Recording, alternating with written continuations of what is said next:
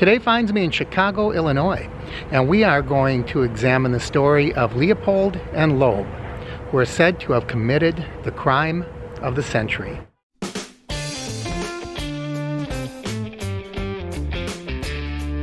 Welcome everyone, Mark here from the Average Me channel, and today finds me in Chicago, Illinois, actually Kenwood. Kenwood has a history of being a very exclusive upscale neighborhood. Now it's more middle class, but in the day some really wealthy people lived here. Even up to more recently, people like Muhammad Ali and Barack Obama lived in the Kenwood neighborhood. Now the story we're going to tell is the story of Leopold and Loeb, Nathan Leopold and Richard Loeb. Two young men, ages 19 and 20, who thought that they would prove they were superior to everyone else by committing the perfect crime. And that crime was a murder of 14-year-old Bobby Franks. Our story starts at this building, now a residence, but back in 1924, this building was the Harvard School. This is where our story begins. This is where Bobby Franks went to school. Bobby Franks came from a wealthy family, as did most of the kids that attended Harvard School. It prepared them to go on to schools like Yale and Harvard. It was May of 1924, about 5:30 in the afternoon, and Bobby was starting home. He was umpiring a baseball game that afternoon, so it was a little later in the day, but he never made it. And starting out at this building, Bobby Franks began his walk home. At some point along the way, Leopold and Loeb stopped their car and lured Bobby in. Nate Leopold and Richard Dickie Loeb both came from very affluent families, and they all lived along this one street, along Ellis Avenue. Both Leopold and Loeb were extremely intelligent. Richard Loeb, at only 19, had already completed college and was ready to begin his graduate study at the time of the murder. And Nate Leopold was equally gifted. Some sources say he studied between 15 and 27 languages and could speak at least 5 fluently. Both of these young men had an extremely superior sense of who they were. They were both taken by Friedrich Nietzsche's concept of the Übermenschen. I hope I'm saying that correct. I don't speak German, but it means Superman. The idea was there are some people that have such capabilities, such superior intellect, that they are not bound by common laws and rules of society. And starting with that philosophical approach, Leopold and Loeb decided that they would prove their superiority by committing the perfect crime. And although nobody's exactly sure, very good chance it happened right around this intersection. And look at some of those old homes. Richard Loeb knew Bobby Franks because he was a distant cousin. And Bobby had sometimes played tennis at the Loeb house, so he lured him into the vehicle under the pretense of discussing his new tennis racket. As soon as he entered the car, almost immediately, he was killed. They started hitting him over the head with a chisel, and they tried to put a rag with some chemical over his mouth, which ended up getting stuck in his mouth and his throat, and he was suffocated. And along this road, Leopold and Loeb threw that chisel out of the window. Yeah, not such a great plan. Now, there's still a question as to exactly who killed Bobby. To hear Leopold tell it, he was driving, Loeb was in the back seat, Bobby got into the passenger seat, and he started hitting him in the head, eventually pulling him over the seat where he suffocated him. If you heard Loeb tell the story, just the opposite. He was driving and Nate was in the back. But regardless, it wasn't the way it was planned. Initially, what they wanted to do was knock him out in the car. Then they planned on taking a rope, putting it around his neck, and each of them pulling an end of the rope, so neither one was the sole killer. In fact, if you see the movie Rope by Alfred Hitchcock, that's exactly how the movie started, because that film was based on the Leopold and Loeb story. And by the way, if you ever have a chance to see Rope, it's a really neat story because Hitchcock had an idea that he made an entire movie with only one shot. There are no cuts. But he had to change the film in the camera. So what he would do, as someone walked by the screen, that's when he would stop the film, put a new roll of film in, and then pick it up. But the whole movie, from start to finish, is one continuous shot. Boy, the stuff you see, isn't that kind of freaky? But if that isn't enough, just murdering someone for the thrill, to prove your superiority.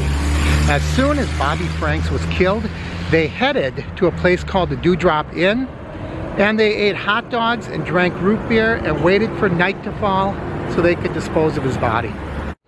So night fell, and they took Bobby, about 20 or 25 miles south, just across the Illinois-Indiana border, where they threw his body in a culvert. And it was almost immediately discovered because there was a factory there, and a man that worked for the factory was heading home, and he was following the railroad tracks. Right now it's quite different because the Wolf Lake used to connect to Lake Michigan. It doesn't anymore, but back then it did, so that culvert probably isn't even there anymore.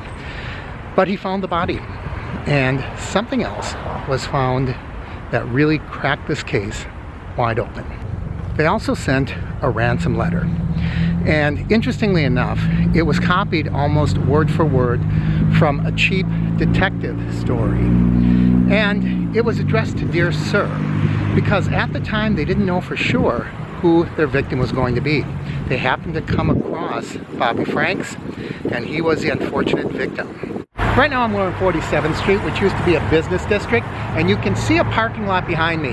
Back in 1924, this parking lot was a stationery store, and that is where Leopold and Loeb bought the stationery, paper and envelope, in order to write the ransom note to the Franks family. The ransom note gave instructions on how the ransom should be delivered. They said he should put it in a shoebox, wrap it in plain white paper, and they were going to have them follow a series of different locations. Almost immediately it fell apart because when they made the phone call, the person, I don't know if it was Mr. Franks, forgot the address, but it didn't really matter because by that time Bobby's body had been discovered, and this investigation very quickly turned from a kidnapping to murder. And you can still see the remnants of the beautiful mansions along this street. Look at this house. It's like stately Wayne Manor with a very large carriage house in the back. And look at this massive estate. So there are still some really nice mansions in this neighborhood. And we're going to see the location of the Leopold home. It's no longer there. The home itself was razed, but there is something that remains that is pertinent to this story. And this is it. This is the former site of the Loeb mansion. You can see this is a much newer structure. However, it's my understanding that these pillars behind me are original. They date back to the 1920s and were part of the mansion when the Loebs lived here. So we moved from the location of the Loeb home, and you will see almost across the street, about 4 houses down, is where Bobby Franks lived. And here it is. This is the home of Bobby Franks. Now you can see that it's undergoing renovation. I've heard a lot of stories that they're going to turn it into multi-family dwellings, but this is the original home that he lived in. And you can see this is quite a palatial mansion. Let me get up over the barrier.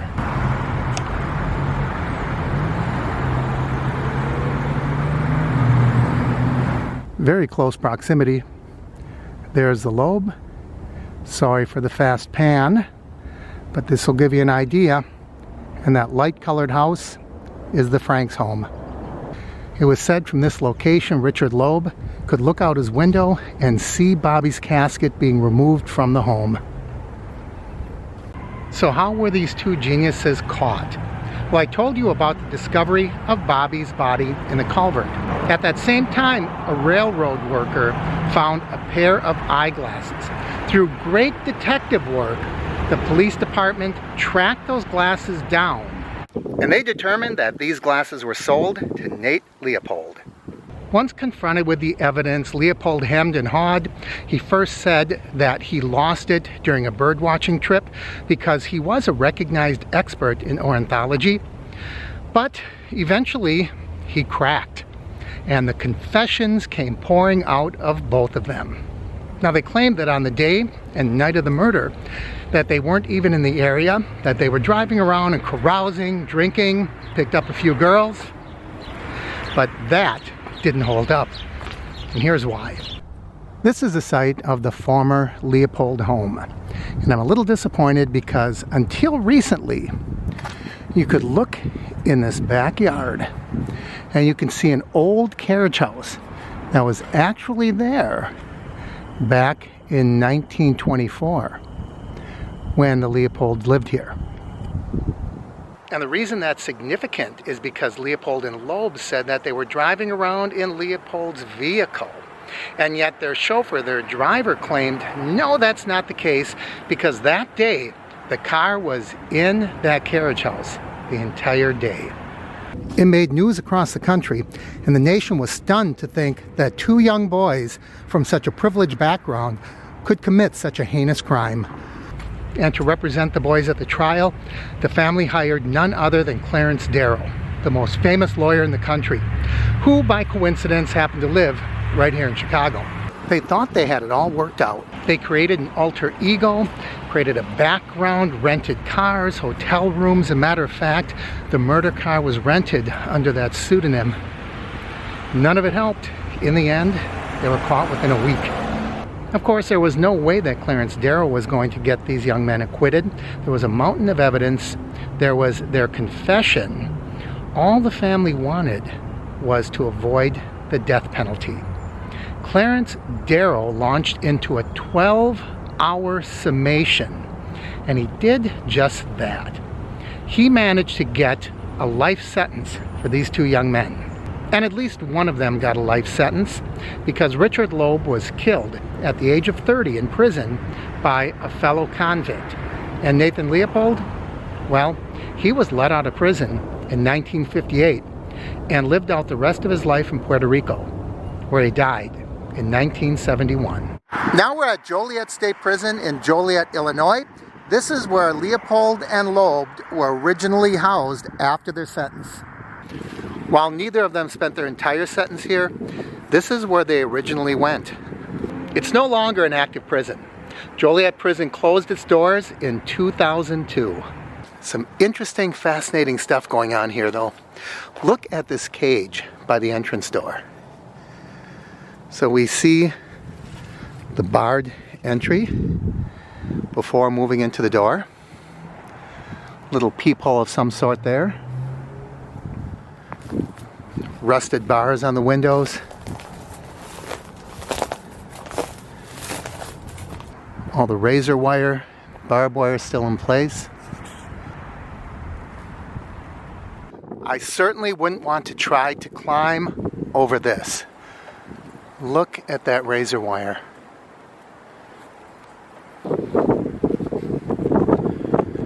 I don't know what this is. Looks like an old gate or a sign of some sort. Hard to tell. It is quite a magnificent structure though.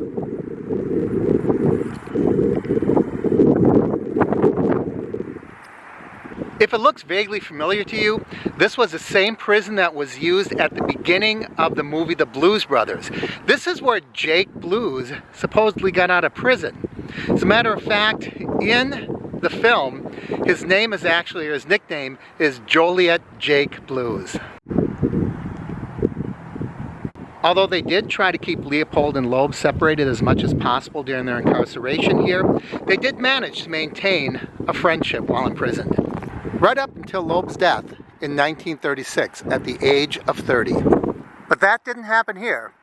That happened up the road at Stateville Prison, where both Leopold and Loeb were later transferred. Let's see if we can get there before nightfall. It's worth noting that the Joliet prison was also used in the opening scenes of the James Cagney movie White Heat. Now that goes back a long time, in the 1930s. You might be saying, how old is that prison? Well, that prison was opened in 1858.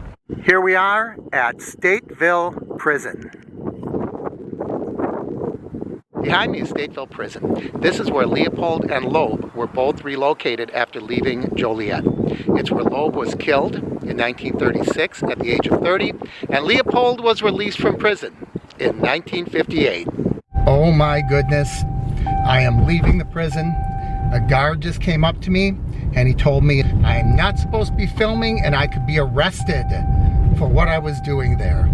So I'm getting out as fast as I can. There was no signage of any kind around that prison. No private property, stay out, no filming, nothing like that. But a guard came up to me and he told me in no uncertain terms I was not allowed to be there, I couldn't be filming. He said I could be arrested just for being there. He asked me where my car was. He wanted to see the footage. So I got out of there as fast as I can. And I'm not going back. Unless they send me back. I don't think that's going to happen. I want to thank you for joining me during this tour and a peek at the history of a major American crime. As always, I encourage you to like and share the videos.